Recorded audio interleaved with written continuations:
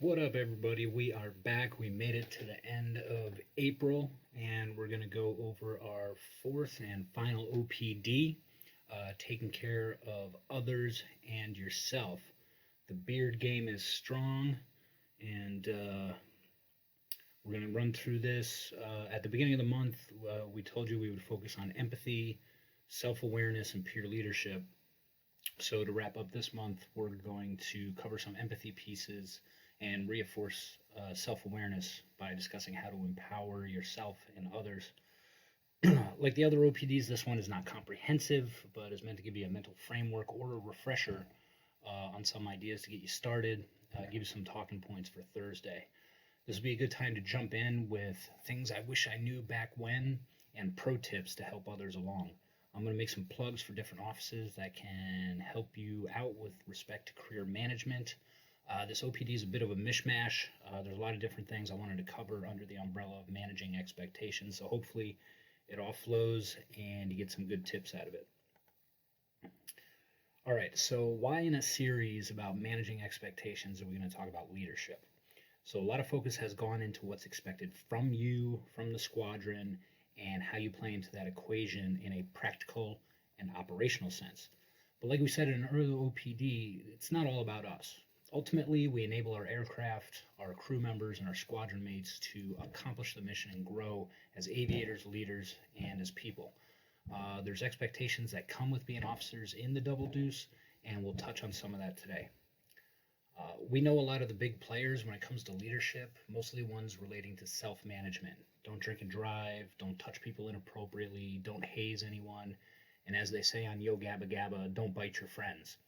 I'd like to think on a deeper level. For example, yes, we know not to sexually harass people, but as officers, what tone are you setting or what climate are you creating that discourages harassment?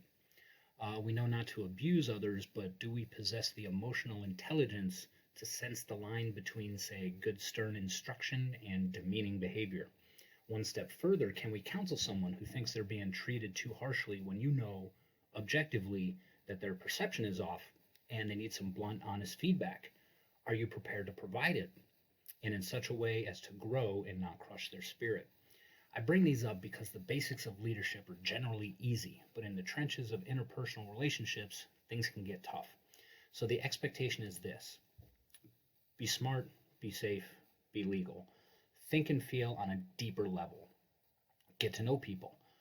Learn how you can best enable them to do their job and grow. Set a positive example. Take charge of your job, crew position, and section, which many times means taking part ownership of your subordinates' tasks, programs, successes, and failures.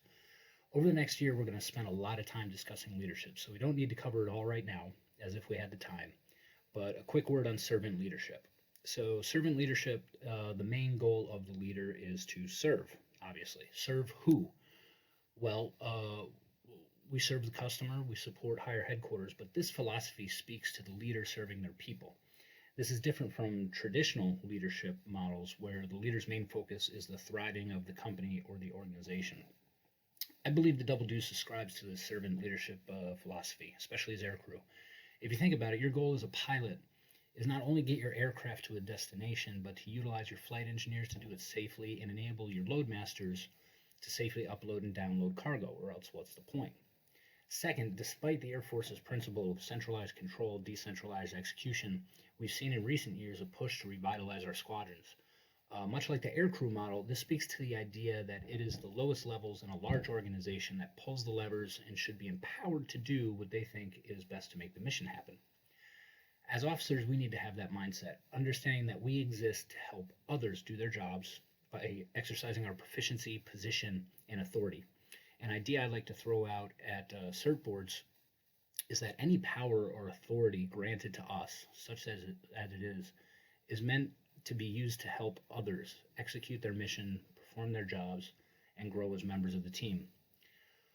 All this is not in service to some great bureaucratic entity, rather to ensure growth and performance of those who truly execute the mission. We're enablers. We set the stage for success, clear roadblocks, solve problems, and ensure the health and welfare of those who drive the mission. There's a practical side and a moral side to this type of leadership. Practically, the servant mentality helps others get the job done better, safer. Morally speaking, we have an obligation to help others develop and reach their potential because it's the right thing to do and what we would want done for us. All of this is not to say that we pander to every whim or idea our subordinates have. Sometimes serving others means setting an example, holding firm to regulations and procedures. Sometimes it means holding up a mirror for them and imparting harsh truths. How do we do this on the road? There's some practical tips proven by experience. I just have some listed there. Being first means anticipating your crew's needs and leading by example. Lead the bag drags. Be the person in the middle of the crew ladder. Make a crew meal. Show up with breakfast. Be generous and magnanimous in your actions. Being present means checking up on your crew members, asking questions of the engineers, seeing what the loadmasters need, and checking up on your FCCs. This leads into the next point. Be working means that you are out there making your money. Your energy drives the train. You inspire by ensuring people's needs are met and that the crew remains focused on moving the mission. Your mind should always be working, plotting, figuring out how events are unfolding, how they affect timeline, how they affect your people, and how you can leverage your position to bend circumstance to move the mission. Last, being accountable means accepting responsibility for the mission and circumstances, even if they're not your own fault. Roll with the punches, as it were. If we halted the mission to lay blame on other agencies every time something went wrong, we would never move. Accept reality as what it is, mitigate what you can, document and report when need be, and keep moving forward. By accounting, we mean hold your crew accountable. Young pilots and some older ones tend to be overly deferential to other crew positions when they're messing up. Do not be afraid to provide honest, timely feedback to others, especially our enlisted students. Don't just pawn off the responsibility hoping their instructor catches everything. Your words hold a lot of weight. This is how we get better, and your enforcement of standards strengthens the team as a whole. I know this slide's a generalized Aircraft Commander 101, but they're important concepts, and we'll talk about them a little more next month, where our topic will be enlisted perspectives. All right, it's getting hot out, and we all should have some hip pocket beverages to turn to for our post-COVID patio parties. This one takes a little more effort than most, but it is worth it. So, in a cocktail shaker, muddle your basil, ginger, and watermelon in simple syrup. Add ice, vodka, lime juice, and shake well. Strain into a rocks glass over ice and top with ginger ale or ginger beer, and garnish with basil leaf and watermelon. Super fancy stuff. Give it a try. All right, shifting gears to taking care of yourself.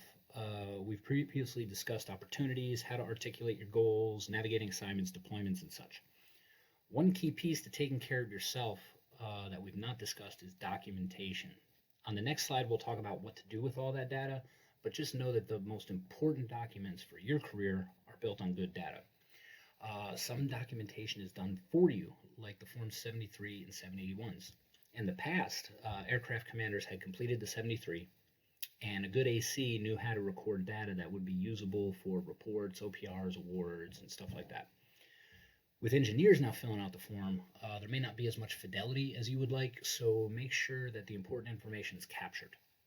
For example, 1 million pounds of cargo does not sound as impressive as describing what the cargo is: the weapon system, exercise, contingency, country, or unit supported. Numbers are okay, but they need to lead into real scope and impact.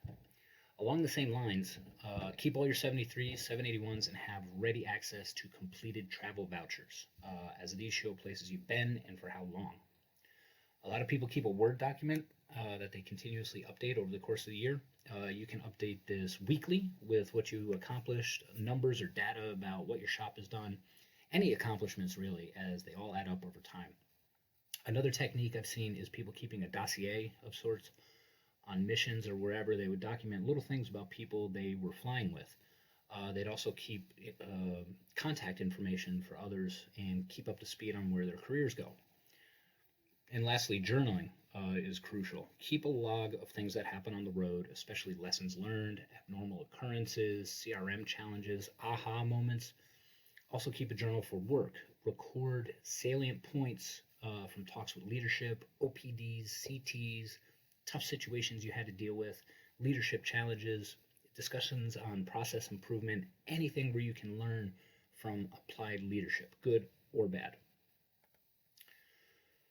So you diligently recorded all your accomplishments. What can you do with that information? So those 73s and 781s are key to building your logbook. And if you don't have one, start now. Anyone who procrastinated before applying to the airlines will tell you how painstaking and difficult it is to go through 10 to 20 years of flying in order to clean up their logbook. Start now, save a lot of pain later, and you'll also catch errors in your record that you can address with the harm. Flight commanders and execs can really get into the weeds on bullet writing, so I won't do that now, but a good bullet is ultimately based on good data. Those 73s and that Word document you had can shape into an OPR or awards package. Awards can beef up an OPR, and your OPRs at least used to make up your PRF. Awards and decks can speak to building packages for quarterly, annual, and named awards, as well as which ribbons and medals you qualify for. Those travel vouchers provide documentation for campaign medals, and the data you've compiled can build a citation for a decoration. As supervisors or future supervisors, you should stop by their shop to learn how the process works, what you're eligible for, and how to write an award and decoration. Decorations are important for our enlisted troops as the decks go towards points for promotion. An extra plug for learning how to write is that it will save a tremendous amount of time for yourself as well as the execs and other shops who process the paperwork. They can tell you what a joy it is to get a 90% solution versus a dumpster fire. About those dossiers I spoke about, the people who kept those were really good at interpersonal skills and networking. Not only would they remember names, but they would know little things about people and have contacts all over the place. The people you meet and interact with will spread all over the world, and some may be able to provide a recommendation letter someday or be a contact for a future project. Lastly, chances are you're going to see certain situations repeat over the course of your career. You'll see challenges that relate to something you've seen over the course of your career. So those journals capture those moments in time and can be used for reflection, the basis for airline or company interviews, and mentoring sessions where others can learn from your past experience. I personally keep a bunch of notes. I keep a binder with the paper copies of all my OPRs, LOEs, Forms 8 decorations, as well as electronic copies. Have my old 73s and a copy of my flight records in an accordion file, as well as a paper logbook. Whatever system works for you, keep your stuff, keep it organized so you can use it when you need to. All right, managing your career. We talked in an earlier OPD about different targets at different ranges. Obviously, keep working at being the best C5 pilot and officer you can be and perform well in your office job. Document your accomplishments, journal about your lessons learned. Do that soul searching to figure out where you want to go in your career, then figure out some intermediate steps to get you there. You don't have to do this alone. There's a number of resources that can help. Your supervisor is there to help you in your current job and can mentor you on future pursuits. Your more senior pilots can help you develop as a pilot. Your peers can exchange information with you about what's going on in the world. The commander is there to advise you. And my big plug for the Chief Pilot Office, this is why we're here. Come in, talk about whatever you like. We can help you manage your career, find answers, look for contacts, or just be a sounding board or advocate for you. I like to think of the position as part career advisor, part shirt for the O's, and all awesome. You can contact me anytime about any subject, and I will help you as best I can, or find someone who can. All right, homework. We're going to try to get Rumble with Trumbull take 2. We're going to try to get him on the horn to hear his perspectives. Thursday, 29 April, 10 local. Be there. Old dudes.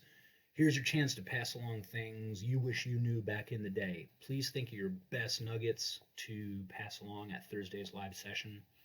We touched briefly on bullets, OPRs, awards, and decks, so please think of some questions you may have for these shops.